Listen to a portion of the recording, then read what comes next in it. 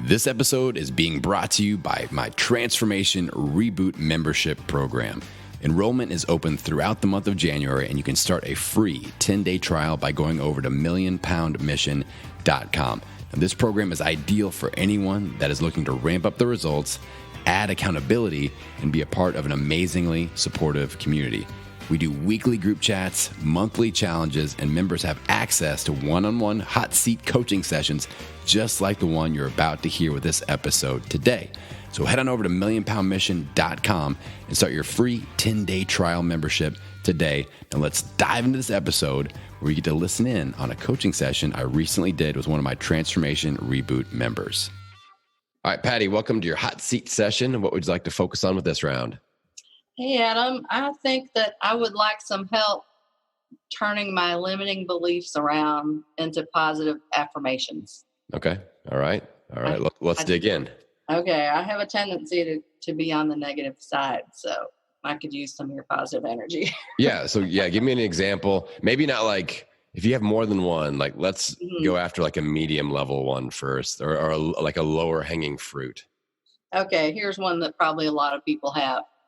I have never been able to lose weight and keep it off for a significant period of time. Okay. So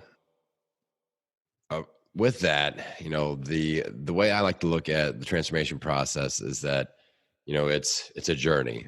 There's not a finite start and stop. And me having that mindset, with my own weight loss journey, I wasn't grading myself on pass fail of like, oh, well, I haven't lost 100 pounds yet. What is wrong with me? It's just like, am I stepping down the path towards health or not? And if I'm more often than not walking in the right direction, that's the main thing. And I think a lot of people will grade themselves like you are of, well, I've lost weight, but then I've gained it back, or I've lost 30 pounds, but I need to lose 70 pounds, kind of like the whole not there yet syndrome, instead of focusing on like, well, what can I do about it? And what am I currently doing about it? Am I walking towards, down the healthy path, or am I covering my eyes and hoping that all my problems vanish, And so good example, you're busy, work season is coming up, tax season, and you got to think, all right, it would be a win if we just didn't check out during this time of year. Like I've been through a couple of these with you now.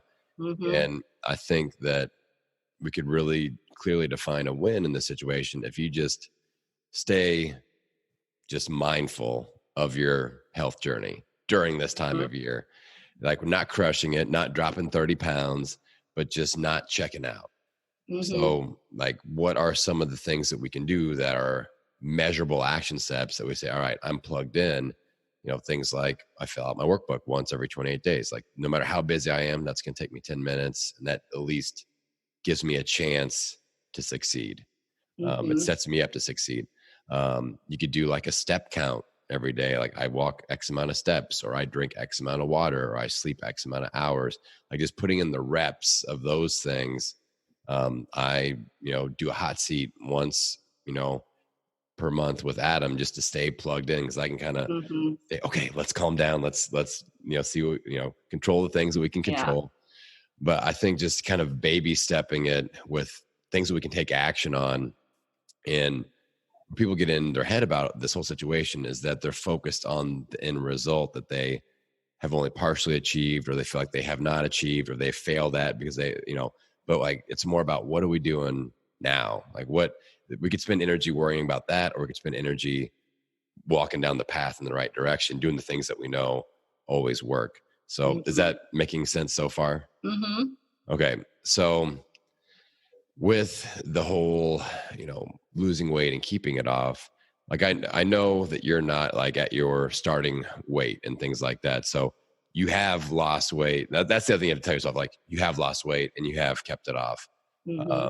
It usually isn't, it's like 50-50 with people being satisfied with where they're at. Like a lot of times people have lost 30 or 40 or 50 pounds.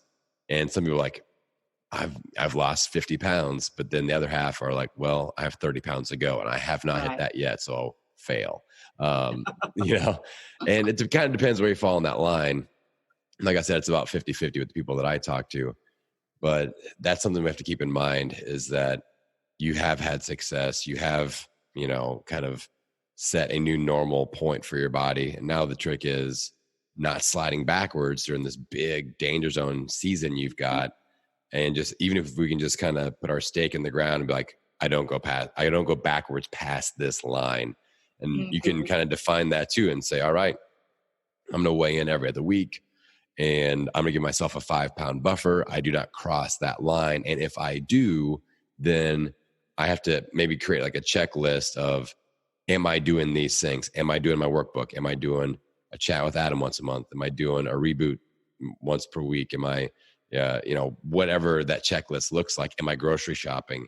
Am I getting at least 2 workouts in? Or, I'm just tossing things out there, but you could have like, all right, if I slide back past this, I have to go through this checklist to make sure I'm doing these just foundational things. I'm not just totally checking out. And I think if we have that kind of safeguard put into place, then, good things are bound to happen, unless you just rip it up and say, screw you, Adam, this is a dumb idea.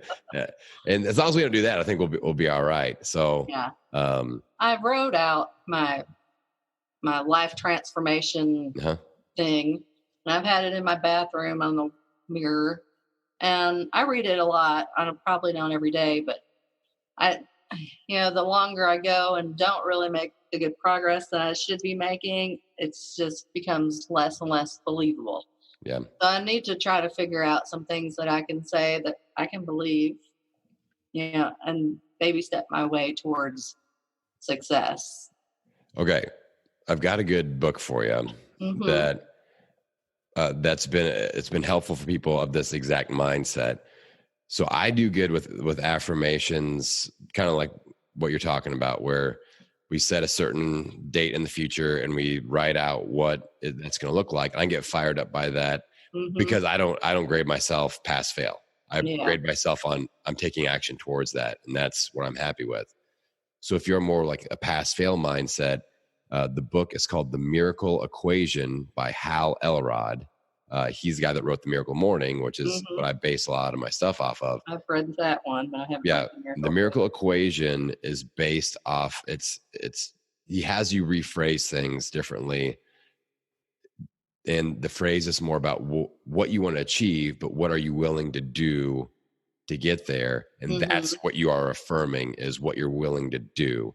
And that each day, it's not like, I'm not feeling slim and sexy at 50 pounds lighter, like it says in my statement, but you affirm that, my goal is to lose 50 pounds this year. And in order to achieve that, I am willing to work out twice a week. I am willing to read my affirmations every day. I'm willing, and that's what you focus on, is those action steps that where you're willing to, to put in the work. And that that's where the magic is, really. So I just gave you the basics of that whole book, but I think it's pretty good, where if you get in your head around the whole affirmation thing, this might be a better option for you. Okay. It's really good. Hal's a great writer, and the audiobook's really good too. So you can listen to it while you're working out. It's pretty, that way you get more bang for your buck. But I think that will be a game changer. Like, I've tweaked mine even a little bit with that, because I really like the idea of, all right, that's what I want to achieve. And I love putting myself in that place and feeling that.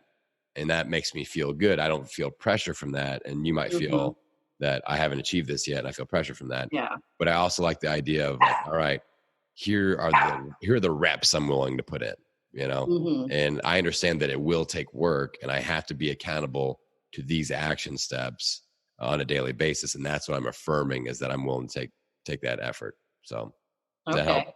All right. What else you got? Check it out. More limiting beliefs. Here's another one that's a biggie for me. I can't make lasting changes in my health if my spouse doesn't also do it. Ooh. That's a hard one for me. We've been together forever. I was 15 when we met. Oh my God. I didn't know that. He's my first love. We've been together for my whole life, pretty much. So, and he wasn't like 30 when you met, though, right? No, he was just maybe 2. So yeah, I'm gonna do some counseling on this subject, but it's a big deal for me to try to separate my health from his health. Okay. Let me give you some resources here. One, my friend Brian Falchuk just put out a book about, he's going to kill me for not remembering what the name is. But if you just search Falchuk, Brian Falchuk. Was that the guy you just had on the podcast that did or no? No, he's coming on tonight for our group chat, and we're talking about family discussions and relationships, and so that might be a good thing to hop on. Okay. But I'll record that and I'll put it on the podcast as well. But his new book is about just conversations with important people and kind of meeting in the middle, but it's really good. So if you just search that, I know it's out. It's already a bestseller. But that chat's happening tonight at 8 if you can hop on that. Otherwise, I'll post it inside. I'll post the replay inside the group. Okay. And I did a podcast episode a couple weeks ago just about, family and friends that aren't all the way on board. And the way you have to look at it is that we have the people that are purposefully like sabotaging you and holding you back, like on purpose. And, that's the one negative situation. Then the middle group is the neutral group, where the people that they just are, they're not supportive, but they're not purposely negative either. They're just kind of middle of the road. They're not going to be a great accountability buddy or anything, but they're not going to trip you up either. And if they'll go along, they'll kind of go with the flow. And a lot of times they're just uninformed. They're like, they just don't understand, so they don't get involved. And then there's supportive and people that are like, we're in this together, keto, let's go. Or I'm eating the same thing as you. And that's kind of the magical unicorn that sometimes we get that, and that's great. Like for me, for a lot of my stuff, my wife fits in that neutral zone, and that's okay. That's still a win. Like we don't eat the same and things like that, but she doesn't sabotage the things that I'm doing. So you have to figure out where your husband fits in, whether it's more of a neutral situation or if it's a purposeful sabotaging, pulling back situation. If it's neutral, then, the best way we want to at least keep them there. We don't want to pester him into getting into the negative zone. But we could also level them up. So with that, it's communication and just educating, like, here's why I'm doing this. Here's why it's important to me that, but it's not, you have to do it also, because that, in the episode I talked about, like, your spouse didn't sign up to be your weight loss coach. They didn't sign up to be your accountability partner. They didn't sign up to be on the same diet as you. Like, they married you for other reasons than that. So we can't put that on them, but we hope that they can at least be a non-saboteur. That's because that's a separate issue, where a lot of times that is them feeling self-conscious. And I deal with this a lot with, a male-female situation where the female starts to work out, the male's ego gets, damaged a little bit because they think that they're going to go find a new romance at the gym. And like, I see this all the time. And then the husband starts to, kind of badmouth the gym or kind of sabotage the situation a little bit. That's just insecurity. So that's where communication comes in. Sometimes you can invite them along, sometimes you can't, but there just has to be communication to solve that. But all that aside, those are resources, things to think about. Okay. Your results are independent of your husband's results. Like, your health is like, you guys live in the same environment and there's going to be some crossover there, but you being healthy and him being healthy, those are two separate sides of the street that you're independently walking. So, as long as, you can control what you put in your mouth. Like, maybe, your husband wants to go out to eat more often than you, and you can be easily talked into that. You're like, oh yes, this does sound like a great idea, especially like your willpower is low. Things like that happen a lot. So maybe it needs to be a conversation where, like, listen, we can't go out to eat more than once a week. It's better for our finances. It's better for bring in the money card. That works with a lot of guys. Yeah. Better. We're going to retire early, get them on like the David Bach books, you know, and like all those ones, because that'll scare anybody straight, like the latte factor. So, you know, I want to retire early. Eating out is very expensive. You know, I'm willing to prep the food.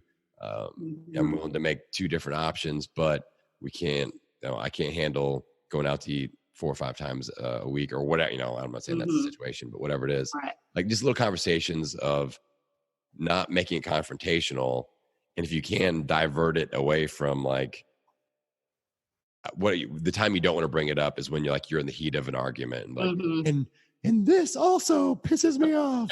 Like, that's not the time to throw that one up there into the air. It's more of, hey, like we, you know, we do a weekly family meeting and our kids are involved and stuff like that. But that's a time when you can bring up stuff. So maybe just have a regular sit down chat. I know I interviewed Kelly and Juliet Starrett, and I love their idea. They have a set aside time as a couple on Wednesdays when it's kind of like the safe zone conversation. And if anything's bothering them about anything, whether it's each other or whatever, that's the time that they bring it up. And it's like a neutral, it's not in the heat of the moment at all. So, and they both know, like, okay, and they're not going to just dump a whole bunch of stuff on each other. It's like one thing at a time.